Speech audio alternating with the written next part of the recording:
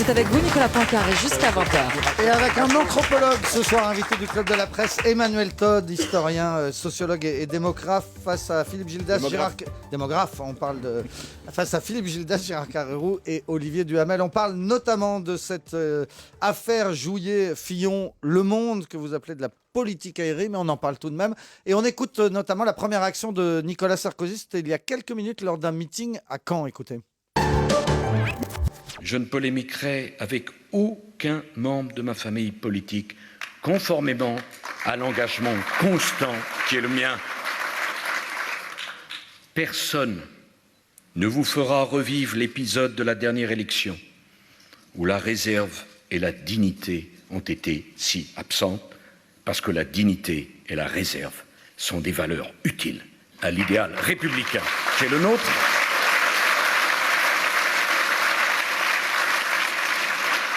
Je ne céderai à aucune provocation et j'ai choisi d'ignorer, dans l'intérêt de notre pays, cette marée de boue qu'on voudrait répandre sur la République française.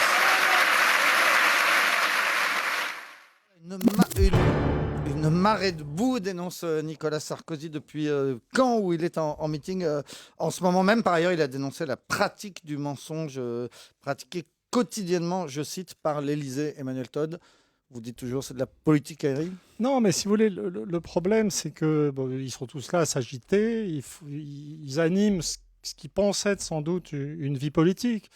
Donc une sorte de conflit qui s'appelle droite-gauche. Enfin, je veux dire, je pense que peu de gens maintenant considèrent vraiment le Parti socialiste comme un parti de gauche, donc ça pose un problème. Il n'y a plus que des partis de droite maintenant et d'extrême droite. Il y a des rivalités internes à la droite.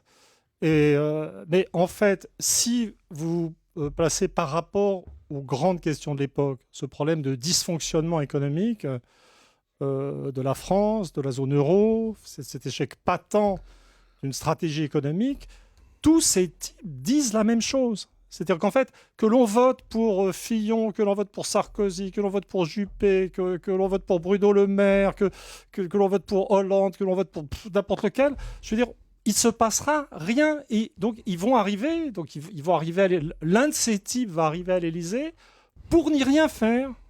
Moi, je me suis entendu découvrir moi-même le jour dans une discussion publique comme ça que, oui, en fait, leur métier, c'est plus de gouverner. Leur métier, c'est d'être dans ce jeu, de passer dans les médias, de dire des trucs, de faire des meetings, passer à la télévision, s'affronter à la télévision. Et puis, mais quand on arrive à l'Élysée, ou même quand on arrive au Parlement, il n'y a rien à faire. C'est pour ça d'ailleurs qu'ils reviennent sans arrêt toujours à la télévision. C'est pour ça que Hollande, je pense, veut revenir à la télévision comme il ne gouverne pas.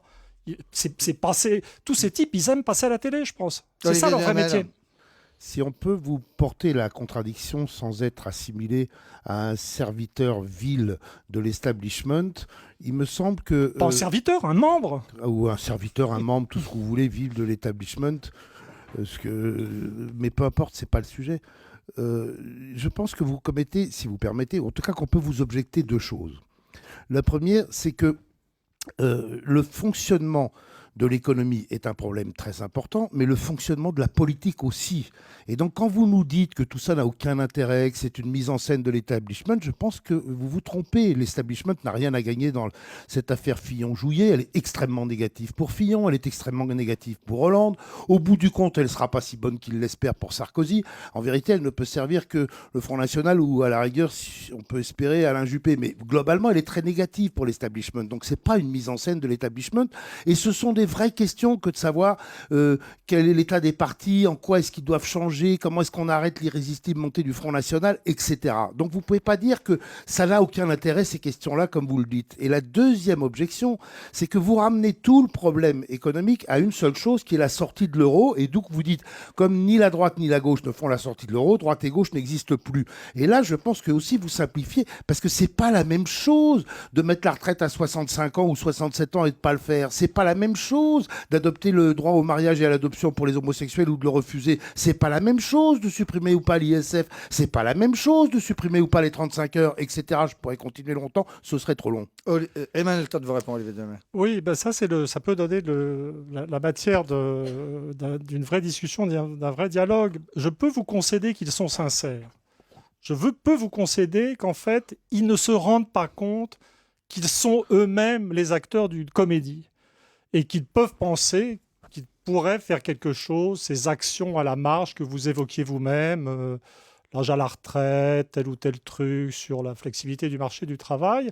Mais pour admettre ça, il faut aussi admettre, et d'ailleurs ça s'applique tout à fait à vous, que vous n'avez pas compris la signification de l'euro dans le système économique et politique. Ça voudrait dire, ce qui serait quelque part encore plus grave, qu'ils ne sont même pas cyniques, mais qu'ils ne voient même pas que dans un contexte où l'État a perdu la capacité, la souveraineté monétaire, et qu'il ne peut pas faire, que l'État français ne peut plus faire comme ce que font les Américains, ce que font les Anglais, ce que font les Suédois, ce que font les Japonais, ce que font les Suisses, c'est-à-dire créer sa propre monnaie, eh ben, il n'y a plus de pouvoir politique. Alors, si vous me dites, d'après ce que vous me dites, eh ben, l'establishment, le milieu, le village, ne comprend pas ce qui se passe. Mais c'est encore pire. Vous voyez, je veux dire, à la limite, je préférerais avoir affaire à des salauds cyniques qu'à des mecs qui ne comprennent même pas d'où vient leur dépossession du pouvoir. Oui, mais suivons votre proposition. Vous dites,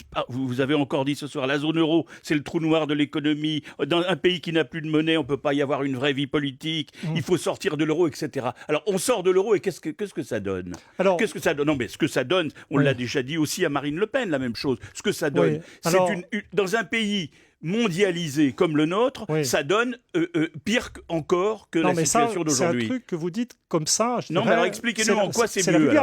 D'abord, je rappelle, j'ai évoqué plein de pays, dont certains sont beaucoup plus petits que la France, qui ont leur monnaie. Donc le fait pour une nation de taille moyenne ou même petite d'avoir sa monnaie, je veux dire, est en fait, sur la planète, je dirais, la situation normale. Alors, je voudrais d'abord régler la question de la proximité apparente de ce que je dis à ce que dit le Front National. J'ai eu l'occasion d'en discuter par hasard directement face à face ce week-end dans un resto où je suis tombé sur Florian Philippot. Ah voilà. Oui, comme je ça. déjeunais. Déjeuner, Jouillet, Fillon. Non, mais moi, je suis désolé. Je suis désolé. Moi, je déjeunais c'est avec. Les connivences. Moi, alors. je déjeunais avec mon père et son épouse. Ah bon. Et j'avais fait le mec qui Qu'est-ce que vous vous êtes dit avec Philippot alors et donc, je lui ai dit ce que je vais dire là. Je racontais l'anecdote juste pour donner de l'intérêt à ce que je vais raconter. Ça n'en aura pas plus sur le fond. Le fond. Je disais que, si vous voulez, il est bien évident que l'entrée dans l'euro nous a fait beaucoup de mal et le fait de rester dans l'euro nous vide peu à peu de notre substance. C'est une mort lente, en fait, pour l'économie, pour la société française. Mais il est bien évident que la sortie de l'euro sera un choc, un peu comme un choc chirurgical. Mais déjà, a priori, il y a une métaphore simple.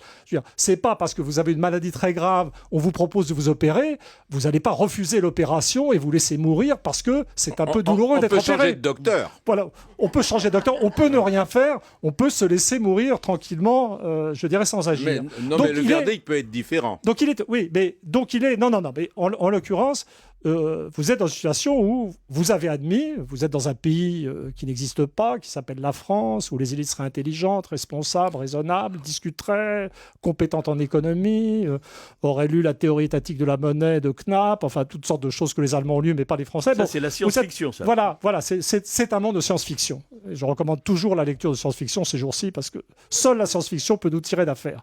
Et la psychiatrie, ajoutez-vous. Il est le plan B, et la psychiatrie, de l'euro. Voilà. Il faut sortir de l'euro. Mais il est bien évident que la reconquête de la souveraineté monétaire, c'est dans un premier temps affronter des tas de difficultés. Il y aura un coût au départ. Au départ, il y aura une chute de la monnaie qui sera bénéfique à moyen terme. C'est un choc traumatique par lequel il faut passer. Mais pour le faire, ça il dure peut, combien ça de temps peut, ça Il dure peut. combien Non, de non, temps je veux dire, je parle de mon différend de fond avec le Front National. C'est quelque chose qui est difficile et la condition de réalisation de cette sortie de l'euro, c'est l'unité nationale, c'est la solidarité nationale et la symbolique même de la sortie de l'euro, qui n'est pas seulement un acte économique, mais qui est aussi un acte symbolique, c'est la redécouverte de la collectivité nationale comme une valeur de droite, de gauche, normale, républicaine. Et donc, bien entendu, je veux dire, si la condition pour que ça se passe bien, et si le but, c'est la solidarité nationale, il est évident que le Front National, qui est dans une logique de division de la collectivité nationale, est dans une totale contradiction. On ne peut pas vouloir la sortie de l'euro, on ne peut pas être protectionniste, autre point commun théorique, si on s'appuie sur, si on part d'un présupposé de division de la communauté qui est sur notre territoire entre vrais Français, demi-Français, faux Français. Et on comprend que c'est ce que vous avez expliqué au restaurant à Florian Philippot du Front Exactement. National. Merci Exactement. beaucoup. Emmanuel Todd, anthropologue, sociologue, historien invité du Club de la Presse. Demain, c'est un autre procureur qui sera à votre place, le procureur Éric de Montgolfier. Et dans quelques minutes, c'est Frédéric Tadei sur Europe 1. Bonsoir Frédéric.